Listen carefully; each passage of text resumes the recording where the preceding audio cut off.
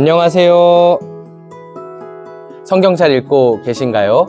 어느덧 우리가 창세기, 출애굽기, 레위기, 민수기까지 다 읽은 후에 이제 모세오경의 마지막 장인 신명기 말씀을 살펴보게 되었습니다. 신명기는 구약 신학의 구심점이라고도 불리는 매우 중요한 성경입니다. 이 시간 우리가 신명기 말씀을 살펴보면서 또 묵상하는 가운데 하나님을 더욱더 사랑하고 하나님의 뜻대로 살아가기를 힘쓰는 그런 성도가 되었으면 좋겠습니다. 신명기는 헬라어로 듀테로노미온이라고 부릅니다. 이 말은 두 번째 율법이라는 뜻입니다.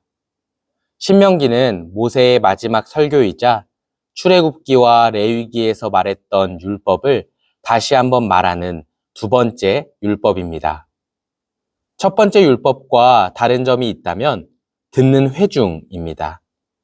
출애굽기와 레위기에서 율법을 들었던 회중은 출애굽 1세대였습니다. 이들은 광야에서 하나님께 불순종하였고 가나안에 들어가지 못하게 되었습니다. 두 번째 율법, 곧 신명기를 듣는 이들은 출애굽 2세대였습니다.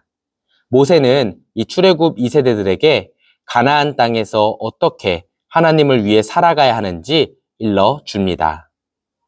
또한 신명기는 모세오경의 마지막 책으로 모세오경의 결론을 담고 있습니다. 신명기는 모세오경의 결론을 어떻게 이야기하고 있는지 우리가 살펴보시며 또 은혜를 나누는 시간이 되었으면 좋겠습니다. 신명기는 총 3개의 부분으로 이루어져 있습니다. 이 구조는 과거, 현재, 미래의 순으로 이루어져 있습니다. 1장부터 11장까지 모세는 과거의 이야기를 합니다. 하나님께서 이스라엘을 어떻게 이끄셨는지, 이스라엘은 하나님께 어떻게 반역했는지 등을 이야기합니다. 심지어 모세 자신조차도 하나님께 반역하였음을 솔직하게 말합니다. 그리고 12장부터 26장까지는 현재를 살아가고 있는 출애굽 2세대가 가나안 땅에서 지켜야 할 규례들을 일러주고 있습니다. 더 나아가 마지막으로 27장부터 33장까지는 순종에 따라 결정될 이스라엘의 미래를 말합니다. 첫 번째 부분을 살펴보겠습니다. 모세는 첫 번째 부분을 통해 출애굽 2세대에게 하나님과 이스라엘의 언약 관계에 대해 설명해 줍니다. 출애굽 2세대는 시내산에서 언약을 맺은 세대가 아니었기 때문에 이들에게 하나님과 이스라엘이 지난 광야 40년을 어떻게 동행했는지 알려줄 필요가 있었습니다. 모세는 먼저 언약의 두 당사자인 하나님과 이스라엘을 소개한 후 어떤 일이 있었는지 과거의 역사를 말해줍니다. 이 이야기는 출애굽기부터 민수기에 이르는 긴 내용이지만 한 문장으로 압축하여 설명할 수 있겠습니다. 하나님은 언약에 신실하셨고 이스라엘은 언약에 신실하지 못했다.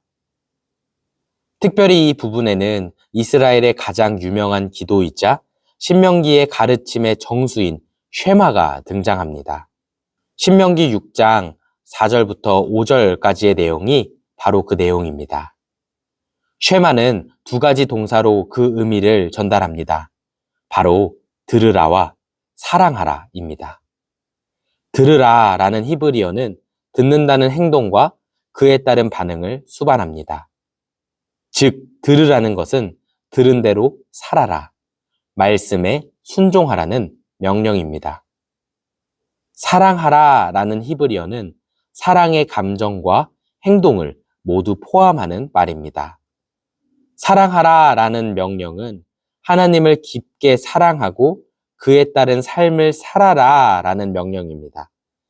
이후 모세는 출애굽 1세대에게 십계명에 대해 짧게 언급하고 과거의 이야기를 마칩니다.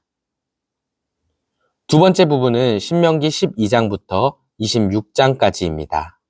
이 부분의 내용은 모두 율법에 관한 내용입니다. 하지만 이 부분은 단순한 율법의 나열이 아닙니다. 출애굽 2세대가 약속의 땅에서 말씀대로 살아갈 수 있도록 십계명을 더욱 자세하게 설명해 주는 것입니다. 단순한 나열이 아니라 십계명의 순서에 따른 규칙적인 배열을 보여주고 있는 것이 그 특징이라고도 할 수 있겠습니다. 모세는 첫 번째 계명부터 네 번째 계명을 통해 하나님만 예배하는 삶과 이웃과 나누는 삶, 예배를 통해 정의로워지는 이스라엘에 대해 말하고 있습니다. 또한 다섯 번째 계명을 통해 가족의 범위를 넘어 사회적으로 이스라엘이 어떤 구조를 가져야 하는지 설명합니다. 이때 나오는 지도자들은 장로와 제사장, 왕과 선지자들입니다. 이들은 모두 말씀에 따라 매우 거룩하고 공정한 판단을 내려야 하는 이들이었습니다. 마지막으로 모세는 여섯 번째 계명부터 열 번째 계명까지를 통해 이스라엘 사람들이 민간에서 지켜야 할 사회법을 말합니다. 이 부분은 모두 사회 정의에 대한 법을 담고 있으며 특별히 결혼과 가정의 질서, 약자들을 보호하는 법 등을 다루고 있습니다. 이 법들은 현재를 살아가는 우리와 상관없는 것이 아닙니다. 율법은 하나님의 질서를 담고 있습니다. 우리는 율법 조항, 글자 너머에 있는 율법의 정신을 탐구하고 그 정신을 현대에 적용시킬 줄 알아야 합니다. 레위기와 마찬가지로 신명기의 율법은 여전히 우리에게 하나님의 정신을 삶의 모든 방면에서 이루어가라고 권면하고 있습니다. 마지막 부분은 미래의 이야기입니다. 모세는 이스라엘 지파를 그리심 산과 에발 산에 세웁니다. 그리고 말씀을 따라 사는 자들에게는 하나님의 복이 임하고 말씀에 불순종하는 자들에게는 하나님의 저주가 임할 거라고 강하게 선포합니다. 이제 가나안으로 들어가는 이스라엘 민족에게는 두 가지 길뿐입니다. 생명 또는 사망, 복 또는 저주, 선 또는 악입니다. 모세는 그 중간지대는 없다고 강력하게 말하고 있습니다. 이후 모세는 이스라엘의 모든 지파를 축복합니다. 그리고 느보산에 올라가 120년의 삶을 마무리합니다. 모세가 언제 어떻게 죽었는지 우리는 알 수 없습니다. 성경은 이에 대해 아는 자가 없다라고 말할 뿐입니다. 이렇게 신명기의 내용이 마무리됩니다. 출애굽했던 이스라엘은 가나안 땅 앞에 서게 되었고 출애굽의 지도자 모세는 느보산에서 죽습니다. 이제 모세의 다음 지도자인 여호수아의 인도에 따라 출애굽 2세대는 가나안 땅으로 진군하기 시작합니다. 신명기는 과거, 현재, 미래라는 구조에서부터 우리에게 큰 울림을 주고 있습니다. 모세의 설교가 가진 구조를 통해 성도의 정체성에 대하여 이렇게 말할 수 있겠습니다. 아득한 과거로부터 하나님의 은혜 아래 산 사람들. 현재 삶의 모든 방면에서 말씀을 지키며 살아가야 할 사람. 말씀에 순종하는 삶으로 미래에 하나님의 복을 누릴 사람. 모세는 이러한 설교 구조를 통해 출애굽 2세대가 가나안에서 어떻게 살아가야 할지를 전달해주고 있습니다. 그들은 과거의 은혜를 잊지 않고 현재를 순결하게 살아야 하며 마침내 하나님의 복 안에 거하는 자가 되어야 합니다. 또한 신명기는 우리에게 모세오경의 결론을 제시해주고 있습니다. 모세오경은 세계를 향한 하나님의 사랑으로 시작하지만 이내 깨어진 언약이라는 비극을 맞습니다. 하지만 하나님은 사랑이 크셔서 아브라함을 통해 세계의 모든 민족을 하나님께로 돌아오게 하시려는 계획을 세우셨습니다. 그렇기 때문에 애굽에서 이스라엘을 건지셨고 광야 40년 동안 그들을 포기하지 않으셨습니다. 마침내 이스라엘은 약속의 땅 앞에 섰습니다. 이제 이들은 율법을 지키는 순결한 삶으로 하나님의 백성이 무엇인지 보여주어야만 합니다. 사랑과 정의의 삶을 통해 이방 민족을 하나님의 회중으로 초대해야 합니다. 이를 통해 알 수 있는 모세오경의 결론은 다음과 같습니다. 첫째, 하나님은 세상을 사랑하시며 그 관리자로 사람을 세우셨다. 둘째, 사람은 하나님과 언약을 파기하였지만 하나님은 사람을 포기하지 않으셨다. 셋째, 하나님께 용서받은 사람은 말씀대로 살며 세상을 주님께 돌아오게 해야 한다. 이처럼 하나님은 세상을 포기하지 않으셨습니다. 사람은 하나님을 잊고 세상을 파괴하며 하나님의 질서를 망가뜨렸지만 은혜로우신 하나님은 우리를 용서하시고 다시 부르십니다. 우리는 하나님의 손을 잡고 하나님의 질서를 세우는 사명을 온전히 감당해야 합니다. 마지막으로 신명기는 구약의 역사서를 바라보는 창문이 됩니다. 역사서에는 많은 인물들이 등장합니다. 어떤 이들은 나라를 강하게 만들기도 하고 지혜를 뽐내기도 합니다. 어떤 왕들은 너무 강해서 다른 나라의 역사에 기록되기도 합니다. 그러나 구약의 역사서는 오직 한 가지의 기준으로 그 역사와 인물을 바라봅니다. 바로 신명기가 말하는 순종입니다. 이처럼 구약 내에서 신명기는 매우 중요한 책입니다. 모세 오경의 결론이자 역사서의 서론이기도 하기 때문입니다. 신명기는 언약을 다시 한번 확인해 줍니다. 구약은 끊임없이 하나님과 사람의 언약에 대해 말해줍니다.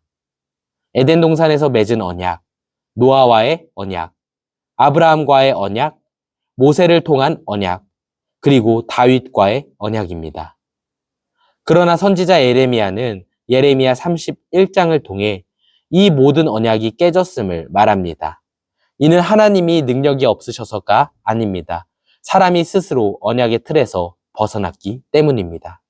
하지만 예레미야는 동시에 하나님이 사람에게 주실 새 언약에 대해 말합니다.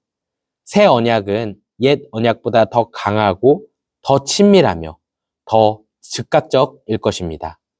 누가복음 22장과 히브리서 8장은 새 언약이 예수 그리스도 안에서 성취되었다고 말합니다. 갈라디아서 3장 16절의 말씀처럼 예수님은 아브라함의 씨로서 아브라함과의 언약을 완성하시고 율법의 완성을 통해 모세를 통한 언약을 완성하십니다. 또한 다윗의 자손으로서 다윗과의 언약을 완성하시며 로마서 5장이 말하는 둘째 아담으로서 에덴 동산과 노아의 언약을 완성시키십니다. 신명기가 언약을 모르던 출애굽 2세대에게 언약을 재확증해 주었다면 예수 그리스도는 언약을 잊고 살아가던 우리에게 하나님의 사랑과 언약을 재확증해 주십니다. 신명기는 성도의 정체성을 과거와 현재, 미래라는 세 가지 시선으로 조명합니다. 하나님의 은혜가 가득한 과거, 그 은혜에 보답해야 하는 현재, 마침내 하나님과 함께할 미래, 그리고 이 모든 것은 아브라함에게 주신 언약을 이루기 위한 하나님의 열심에서 비롯되었습니다. 우리는 신명기를 통해 하나님의 열심을 묵상하고 우리도 열심을 내어 살아가기로 결단해야 합니다. 바라기는 주님 안에서 언제나 말씀의 열심으로 살아가시는 성도님들 되시기를 소망합니다.